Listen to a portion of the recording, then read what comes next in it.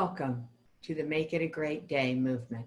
You're in the right place if you're here for the Teen Suicide Prevention Society, the Suicide Prevention Show. We are super happy that you're joining us. We are on a mission to make suicide a thing of the past. And to help us do that, and to help us understand the journey, our next speaker is Keri Spring. Keri is one of the most loving, giving, caring people I have ever met. And I'm going to let her share her story because I think it's an important one. Oh, and I did it again. I forgot to turn my video on first. There we go. Just proof you don't have to be perfect to be the host of the show. Okay, Keri, please, there we go. I was going to say, find your camera, come on in. How are you? I'm doing great. How are you doing? I'm great. Love that pink and purple. Yeah. Thank you. Thank you. Cool. So did you enjoy going on the baby elephant walk with us? Absolutely. It's always a journey. It's always a journey. So I'm excited to be here today, and I thank you for allowing me to come and share my story, and I hope that it will help others in their journey, depending on where they're at in their journey, and hopefully we can make suicide in the past. Part of my journey is my son. In fact, just this past week, it was the 7th anniversary of his passing.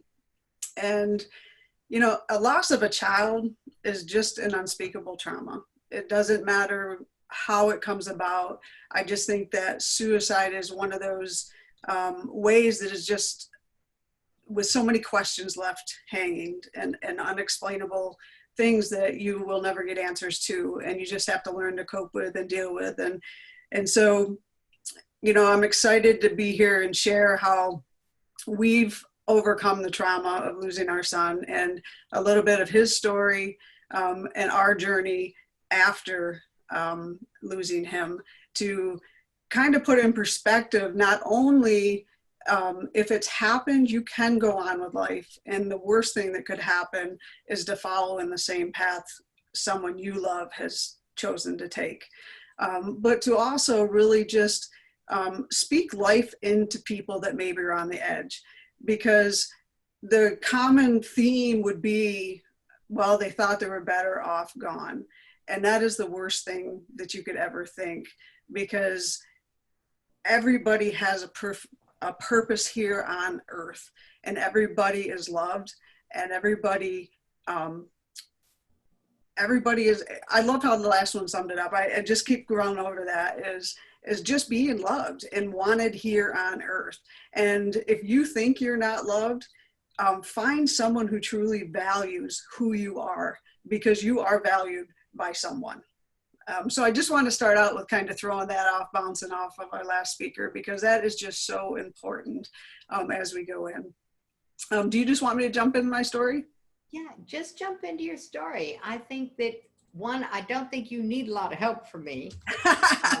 Okay. So feel free. I just okay. Let you just go. All right. So my son, Gregory, he was 17 at the time of his passing, but backing up to a little bit about what he experienced in life is he was born without his processing link.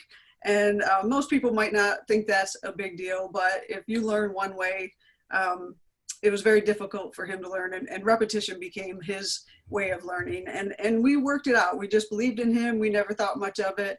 And he became a very good student through school. And then in 2nd grade, he was diagnosed with Tourette's. It was a milder case of it, but with the tics and, you know, some of the different things when he was nervous or different scenarios that you put him in, the tics would increase. And of course, with tics comes bullying. And the bullying would increase, and over the years, you know, you always have those few kids that will never stop the bullying. And for my son, that ended up being the worst for him. You know, at home, we thought that we were handling it. We tried to explain to him that it was just a temporary thing, that people would grow up. And as you grew up, it would lessen, and you had to believe in yourself. We believed in him. God believed in him, and just to ignore the bullies. But one day when it was really tough, he chose, and it was June 17th, and it happened that year to be the day after Father's Day, of just not thinking he could take it anymore, and he took his own life. And through that, we not only discovered just how bad the bullying was, but how much a child could cover up pain from his loved ones. And that was something that, if we could go back and recognize signs, we may have been able to pick a few out, but this totally blindsided us. So what we have been on a mission since this, since we went through our grieving process and really came to learn more about it, is be an advocate to not only recognize the signs, but to really be proactive in making sure people don't choose suicide as their option. And one of our quotes that we just love is never choose a permanent solution for a temporary problem. And we use that even in the scholarship we've created in memory of him, to persevere through all situations, but to never choose that permanent solution for a temporary problem.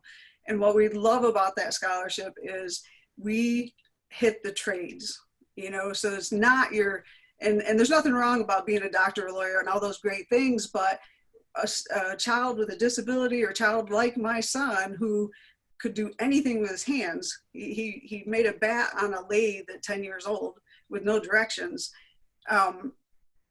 People didn't offer scholarships or say that's a great career to go into, but we could honestly not live without people in trades. So it kind of is a double positive for these students. So in seeing what my son went through, seeing what his friends went through, it happened right as finals were happening, and seeing how his friends have grieved, even on Wednesday, on the anniversary of still getting together. And instead of grieving now, we celebrate his life. And it changes your mindset to a positive mindset out of a negative situation. So today, I'd really like to share how we came from such a place of grief and not understanding to how to overcome it as both parents. And he had a sister, Julianne, who's doing very well today and has really been a overcomer. And I believe that whether you prevent one or you are in a situation where it's happened, you don't need to make that same poor choice. So one thing that I really want to make sure, and Jackie, keep time because I could probably talk forever on this, but so kind of keep me going on how things go. Got your back on that. Go. Okay, perfect. So, when death takes place, and this does not matter if it's a suicide or just a natural death or whatever the scenario is, there are going to be emotions that take place. I just found that with suicide and talking with several parents and just different people, that some of the emotions are a little stronger because of the unknown. So you're gonna deal with denial, you're gonna deal with disbelief and confusion and sadness and shock and anger and guilt, and you have to take these emotions and process them. It is healthy to process them as long as you are not processing them in a negative manner. And what I mean by that is if you're processing them by going and drinking and getting drunk every night, that is a negative behavior. But if you're choosing to pick an activity and say, like my husband, for example, he grieved in one manner and I was totally in a different direction on how I felt comfortable. He loved to go to the woods where we found our son and just be there, like present with him, where I found it more comforting to just be in my own room together and just really be having time to myself and asking questions to God and just really trying to absorb and take information in. And while both those were heavy things, heavy situations and very different, what we didn't do was question each other about why we were grieving in that manner. We supported each other and gave that space. And that gave us a lot of the time to really see our emotions and then come together and talk about where our conclusions came. And hey, I felt this way today because of this. And it gave that open means of communications between a husband and a wife. And then we could go together in a united front and help our daughter through it without starting on a confronting basis, because we might not have agreed how we each felt. So we became unified in everything we did through that. So I just really want to emphasize, allow yourself to feel the emotion, because those emotions are real.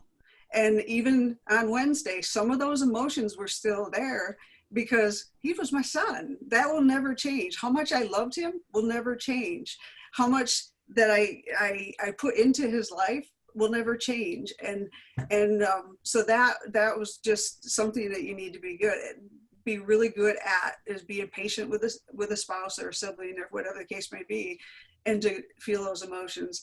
And I will say this, I think the most important emotion or thing that you need to do if suicide does happen in your family is to forgive the person who committed the act. And this was the hardest thing that everyone in my family had to do, is forgive Greg, because ultimately it was a choice he made. And so you had to not only recognize it, but you had to forgive him. And the day we came to that conclusion and worked through our emotions to come to that point and make that recognition of that, and to forgive Greg, openly forgive Greg, we had a weight lifted off our shoulders. Because then we could go to the next stage of grieving, knowing that we couldn't change it. We couldn't go back to yesterday. We couldn't bring him back, but we couldn't be angry with him anymore because we forgave him.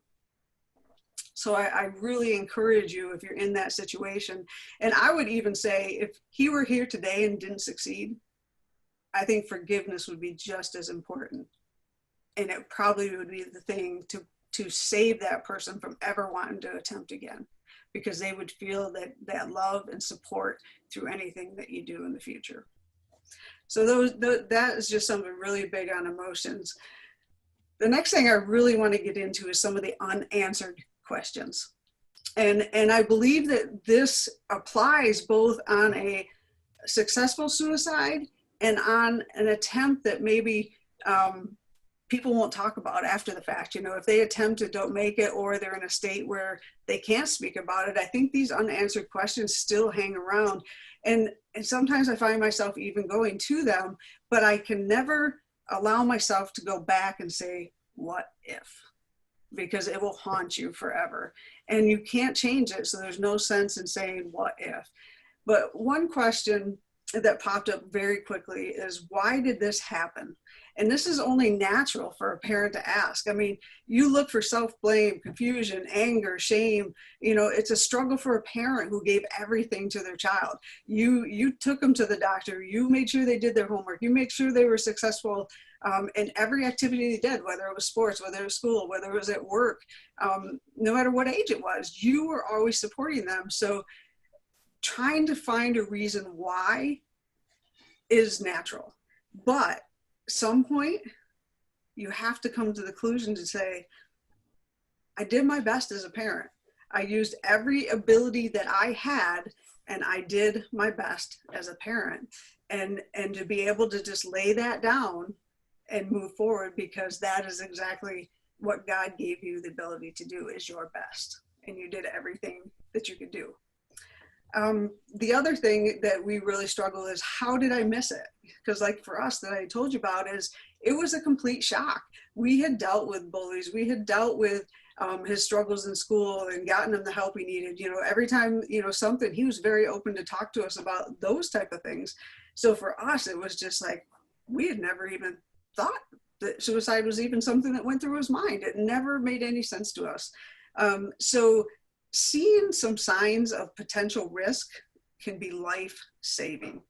But the reality is, people, and the younger people in the younger generations have so much opportunity to hide it.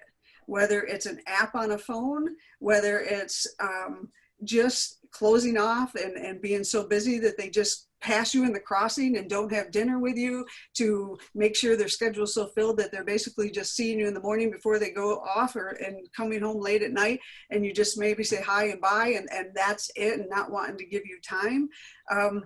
And that just makes it harder to identify because of the way we interact as families and the busyness of our lives, which I think COVID just changed a little bit, but normal life is, that's reality of it. And, I think that through this advocacy, what I love about it is it's exposing some of those risks that are out there, because we're finding some of those signs that are a little more common than we once recognized before.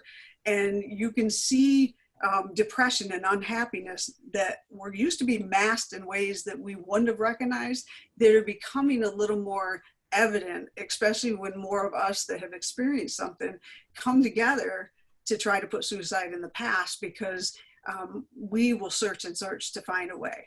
And so please lean in. If anything, lean in to find those signs and those risks, so that we all can save lives. Because it's my prayer that there's never another suicide, period. And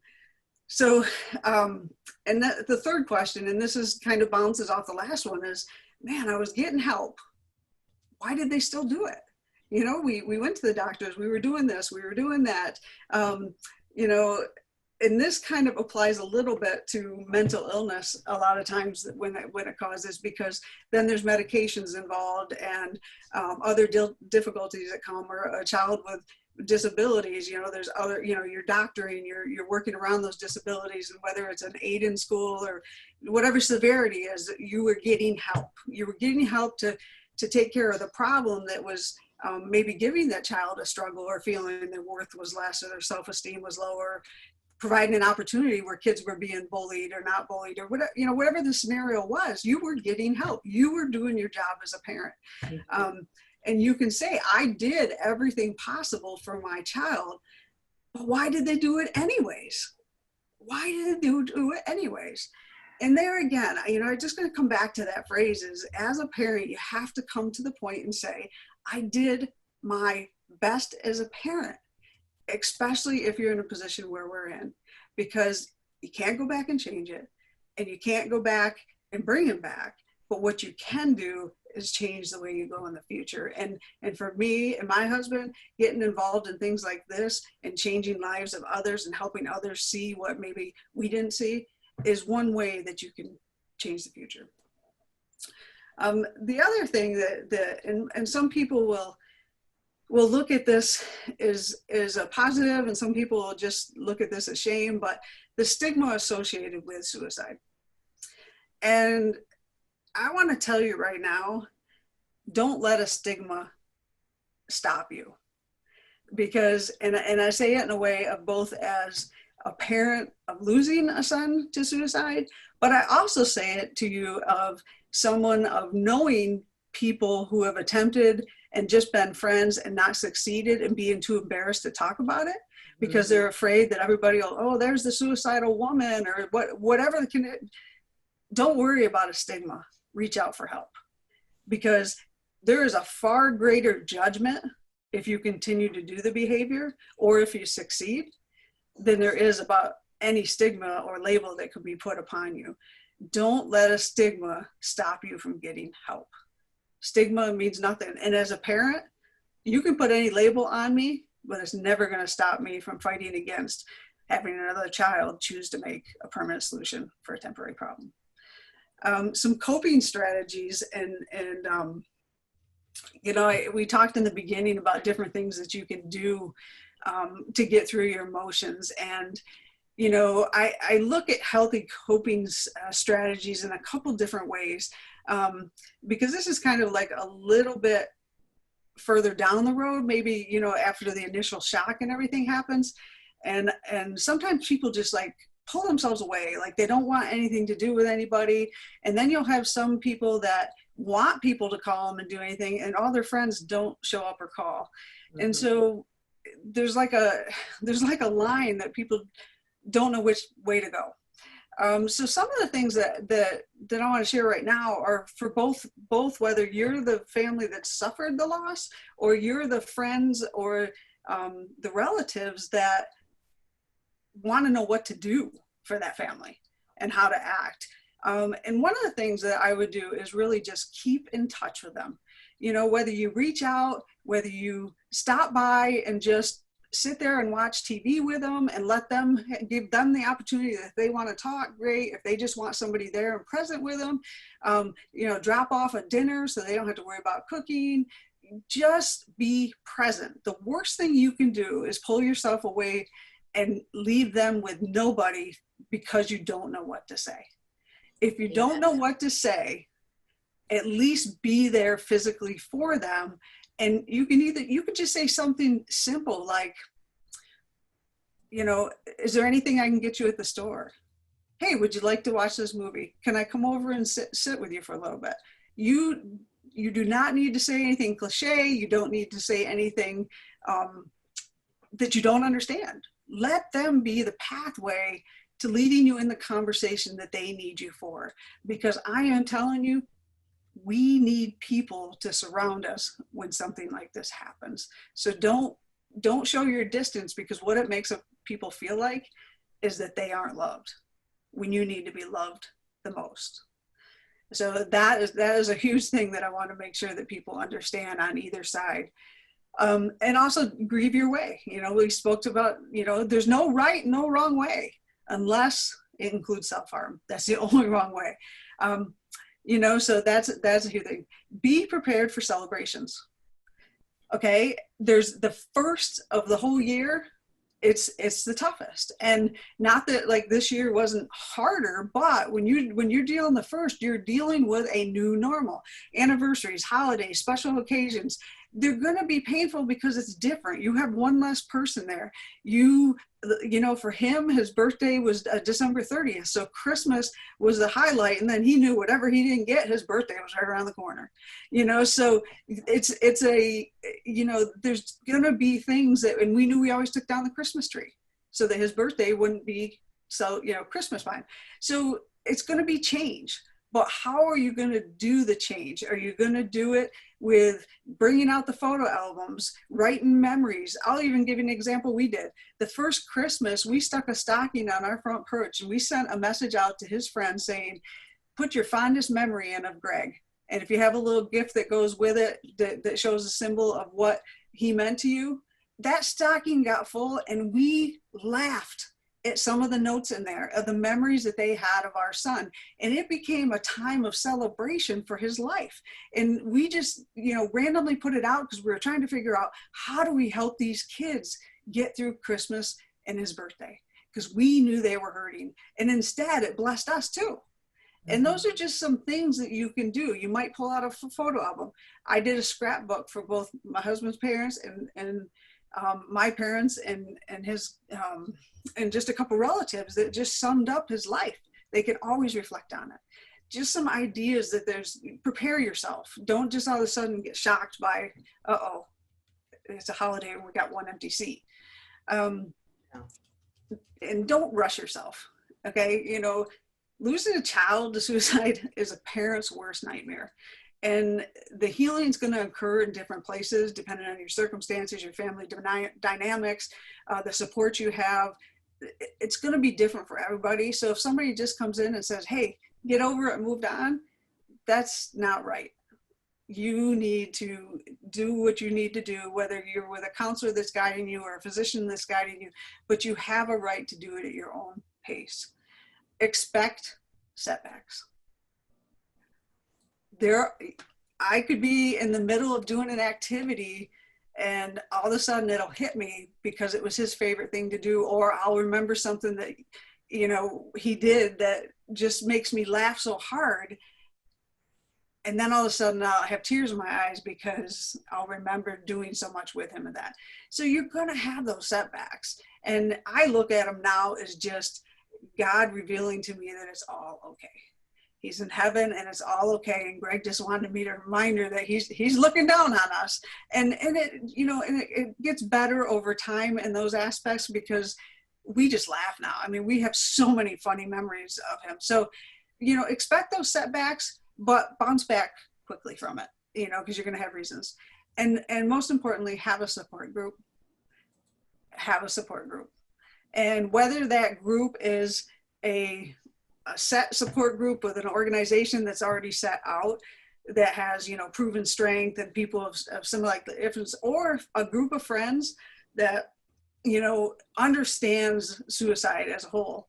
Or for me, you know, I found it in my church. I found it with another couple who had lost a child, not necessarily to suicide, but had lost a child. And we found the most comfort in that. I call it the club that nobody wants to belong to, but it's what supported us through. And, you know, it's so funny when you find that support group that even 7 years later, I can send a text and just say, that's a tough one. I don't have to say any more. They're praying. They know what we're saying. They'll send something back. They might send a smiley face. They might send a picture that'll make you laugh or a meme or whatever. And it's what gets you through the day. So find that support group that works for you. And you know, above all else, this is what I'd like to end it on. Know that you're not alone. There's help available, and you too can persevere and be known as an overcomer. So never choose to make a permanent solution for a temporary problem. Thank you so much, Keri, for being willing to share all of that.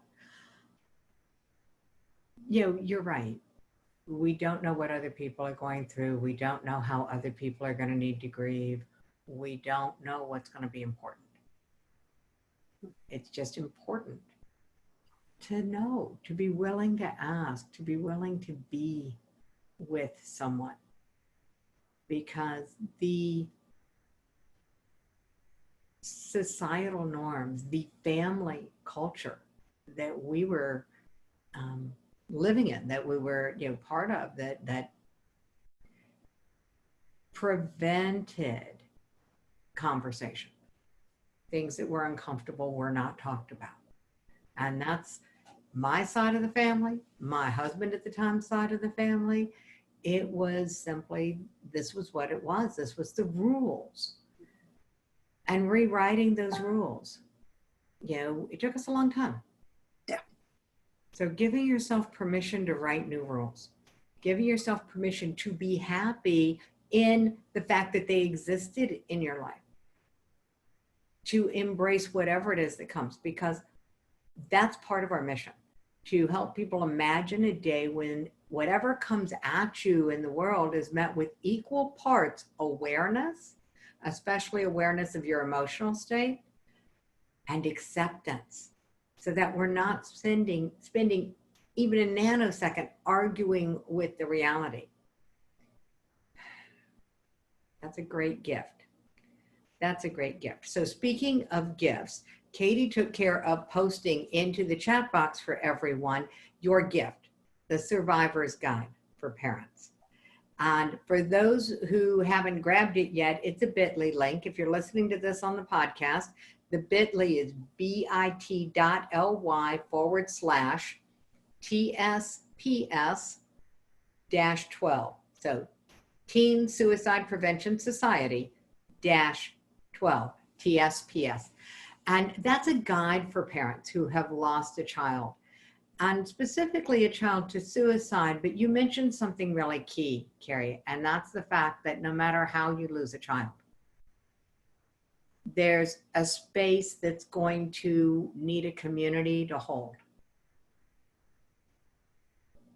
And we're never going to understand someone else's pain.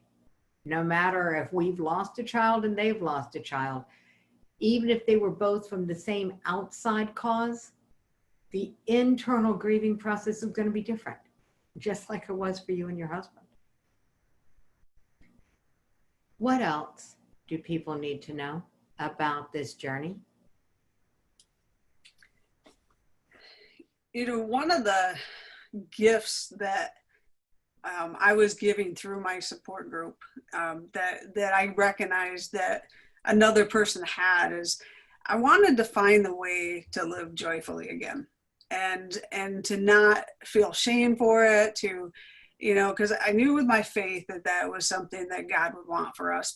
And I also felt that if I didn't find that joy again, that I would end up beside him, because when I had a daughter that deserved to have a mother and a father here, she deserved that. And so one of the things that I began doing is figuring out a way to get up every day and have a positive mindset.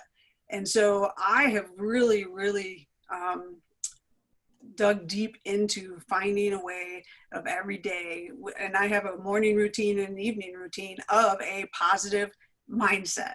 Bring on. What's the routine? Okay. So it's, ARISE is one of my acronyms that I use, but, in the morning, I rise at the same time roughly every day. And, when I get up every day, I find that when I was, sleeping in, that kind of stuff, that things weren't getting done. I wasn't feeling great. I was getting lazy and stuff. But when I start getting up every single day at the same time, it begins a routine. It begins a commitment. It begins to really provide commitment and consistency in my life. Mm-hmm. And then reading for the hour, reading, and that can be whether it's a book, whether it's devotions, whether it's a Bible, whatever it is reading something every morning. And it does not have to be long. It can be 5 minutes, 10 minutes, but it's something that you enjoy. So it starts to just get your mind moving, get things moving a little bit. And then I imagine an inward look at yourself. And this one is a little bit more complicated, but I have this thing that every month I look at a sheet that I wrote out of the inward look at myself is, what's my relationship like with my husband? What's my relationship like with my daughter? What do my finances look like? What does my spiritual health look like? What does my physical health look like? And I just break down all these areas, and I'm honest with myself. The only one that sees this piece of paper is me. And so if I take that honest look, and then I look at it in a month, I look, say, okay, where did I improve? Where did I go backwards a little bit? Where do I need to make adjustments? And, over time with that, it's amazing with a positive mindset that there's very little adjustment because you're moving forward and you're always positive. So that, I kind of really take a self-examination and inward look at myself, but I always set goals with that imagine. I'm always setting goals for myself of what I want to accomplish. And, this would even be one of those things. I wanted to get more involved in doing things. So this was something I imagined, and now I've accomplished it. So one of my lists has changed a little bit. So, and S, silence and scribing. And what I love about this is, whether you meditate, whether it's prayer time, whether you just find a room where it's quiet for 15, 20 minutes, it could be an hour. It doesn't matter if it's 5 minutes. You find a silent place and you do your thing that you're comfortable with. And then when you're done with that silence, scribe down what you just thought. And my rule of thumb is scribe down 3 positive things about you, about what you're doing, about your job, something in life. There's got to be 3 positive things. And it can be, I woke up that day. I mean, it can be that simple in life. And what you will find yourself is you're going to want to write down 100 things. And when you're writing these things down, I will encourage you, have a journal that you can keep and look back, because what you will notice is over time, it just keeps getting better and better and better. And if you have a bad day, go back and look at a day that was really great. And then you'll start to just reaffirm yourself, and E, exercise. And I know a lot of people look at this as, oh man, I'm not going to the gym. I am not doing that, man. I am not in shape. I'm too old for that. I'm too whatever for that. I got lazy from this in a while, and I was always, in shape. I used to work for UPS and, just run. But I don't care if you walk to the mailbox and back 5 times. It doesn't matter what form of exercise. If you don't get your body moving first thing in the morning, I mean, literally with some intent of exercising, you lose focus, you lose that concentration, and it really does affect your mental mind state.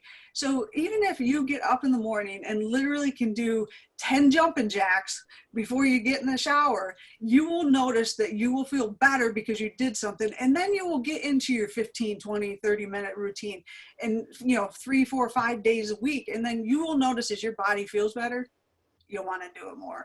And it sounds like, probably scary right now with those, but I'm telling you, if you can commit to 30 days and be consistent and intentional about doing some kind of morning positive mindset activity, and you can cater it to what works for you, depending on your work schedule and stuff, but be intentional and consistent. You will see your life change. You will see that you went from something you may have gotten up, like, oh, I gotta go back to work again. And then all of a sudden it's like, I get to go to work today. Your mindset will change that way because you just don't think of things negatively like you used to. Well, there's some things that, yeah, but my overall outlook on my day is positive, and I live joyfully today and every day. So I recommend it for anybody. And you know what? It'll change your business. It'll change your job. It'll change your home. It'll change every atmosphere that you're in life when you're positive. That's true. There is no substitute for it. It is an amazing thing that happens, and I cannot agree more. This is just the moment of saying, all right, people, what's in the way? What's in the way? We've taken you on a journey through what's wrong, what's good, what you can do, what you might want to question yourself about. We've taken you on this journey, Keri, and you've done a very amazing job, because you were like worried you were going to talk too much, and you brought all of that in 30 minutes. I am super impressed. As a speaker, that was content. Okay, so now let's unpack it. What's in the way of you applying what Keri has shared? So if you're watching this live, you got a question, pop it in. You got a willingness to share what's in the way of you applying what Keri has brought up, pop it into the chat. If you are watching this as the recording, put a comment below. This is your show. This is the Suicide Prevention Show. Your job is to reach out, let us know where you could use a little more support. That's your job. Your job is to share these share these videos, share this experience with other people. Subscribe to the channel. This will be up on its own YouTube channel, the Make It a Great Day Movement YouTube. And so make sure that if you're watching this there, put a comment, click the bell, ring that bell, and subscribe so that you get the updates. We're very, very certain that if you're willing to come on this journey with us, together, we can make suicide a thing of the past. And right now, it's a thing. It's not just a thing in the world. It's not just a thing in our country or your state. It's a thing in your neighborhood, in your kids' schools, and maybe even in your own home. We want to make sure it's a thing of the past. So participate. This is a society. This is a movement. Everybody's invited to play. And Keri, I cannot thank you enough for coming and sharing your story and all of these things you have created. Now, I just want to tell people the gift, the suicide guide, the survivor's guide for parents. This is on a bit.ly link. It's in the show notes, bit.ly/TSPS-12. And the entire Arise program, this whole thing written out for you all so that you have a guide to follow, is part of the VIP package. So this is Keri's gift. This is Keri's gift. I'm getting ahead of myself with my mouth. This is Keri's gift to all of you who said yes, that you want more of this content, you want more help with the speakers, you want more interaction with them and the very inspiring people like you guys are, very inspiring people lounge. And that you want to be part of the mission to make suicide a thing of the past. So cannot ask for more than you all who have stepped up. We are so incredibly grateful. And for that, you're going to arise every day with Keri. It doesn't get much better than that, Keri. Yeah. So we are almost to the end of our time. So Keri, unmute for just a second, because you're very good at this. You kept some experience. I get it. So what do you wish I had asked? Oh, You know, I don't know. I think that you've pretty much covered. I think that you've really covered things well. I'm not sure if there's one thing that I wish I could ask. I would just highly just encourage people to find their joy where they're at. Oh, there you go. Find their value both in themselves and others. Because if you find the value in others, others will reaffirm you with the value they see in you. And so, you know, going forward, find your joy. There we go. Find your joy. And it is about going forward. You know, you touched upon it several times. You actually really put it in a nice tight box. There is nothing about the past that you can change. So dwelling there makes no sense. Dwell where you can affect change. Come into the present and move forward, bringing with you what was so good. What was so good about the life you had? And I'm going to make this a little personal, a little broad, because while not everyone has lost a child, not everyone has faced a child who tried to die, not everyone has been on that road. We have all lost something. And if that wasn't true before the current pandemic world, it is certainly true now. We have all lost something in our lives. This is not about suicide specifically, though it is. This is as broad as you want to make it. Where in your life do you have something that you have not grieved? Where are you pulling the past into the present and wondering why you're not moving into the future? This is about letting that journey complete so that when you're here, you're here. And so thank you, Keri, for bringing us all on this journey with you. You're welcome. And I hope you all have a great rest of your day. Oh, we make it a great day here. That's why we're the Make It a Great Day.